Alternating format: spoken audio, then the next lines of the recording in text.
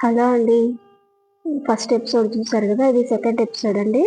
మా ఫస్ట్ ఫ్లోర్లో గృహప్రవేశము మా ఆడపడుచు దగ్గరుండి చేపిస్తున్నారండి. కింద గ్రౌండ్ ఫ్లోర్లో హోమాలకి వాటికి రెడీ చేస్తున్నారు. గృహప్రవేశం అయిపోయినాక మేమంతా బంధువులంతా పైకి వచ్చినామండి. ఫస్ట్ ఫ్లోర్లో గృహప్రవేశానికి మా అత్తయ్య గారు ఆవు దూడకి ఫ్లవర్స్ పెడతా ఉన్నారండి. డెకరేషన్ అంతా బాగా సూపర్గా చేస్తారండి. ఈ డెకరేషన్ చేసింది మేము బయట వాళ్ళని పిలిపించుకోలేదండి. మా అపార్ట్మెంట్ వాళ్ళే అంతా హెల్ప్ చేసినారండి. డెకరేషన్ అంతా వాళ్ళే చేశారు.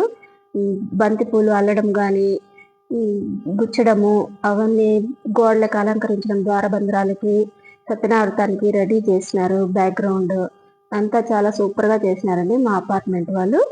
ఇప్పుడు గృహప్రవేశం ఫస్ట్ ఫ్లోర్లో అండి. నేను మా వారు లోపలికి వెళ్తా ఉన్నాము.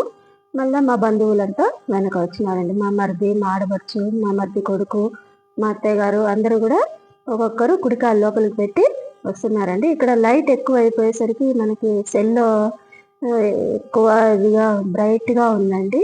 ఇది పూజ రూము. డెకరేషన్ చూసినారండి ఎంత బాగా చేసినారో. మా వాళ్ళంతా చాలా హెల్ప్ చేసినారండి గృహప్రవేశానికి మాత్రము. వన్ డే అంతా కూర్చొని మాలలు అల్లి మళ్ళీ నైట్ అంతా అలంకరించినారండి. పైన లక్ష్మీ అమ్మవారు మీకు సరిగా కనిపిస్తా ఉందో లేదో, లైట్ వెలుతురికి ఎక్కువ లైట్లు వేసేసినారండి అన్ని. ఇది బ్రాస్తో చేసి ఇచ్చినారండి. లక్ష్మి అటు ఇటు ఏనుగులు పెట్టినారు. అందువల్ల కెమెరాకి ఎదురుగా లైట్ పడటం వల్ల అలా బ్రైట్గా వస్తుందండి. ఇది మా పూజ రూము. స్టెప్స్ లాగా కట్టించుకున్నామండి. ఇప్పుడు మన ఇంటి దేవుడు వెంకటేశ్వర స్వామి ఉంటారు కదా, పటాలు అవి తీసుకొచ్చి మేము లోపల పెట్టినామండి.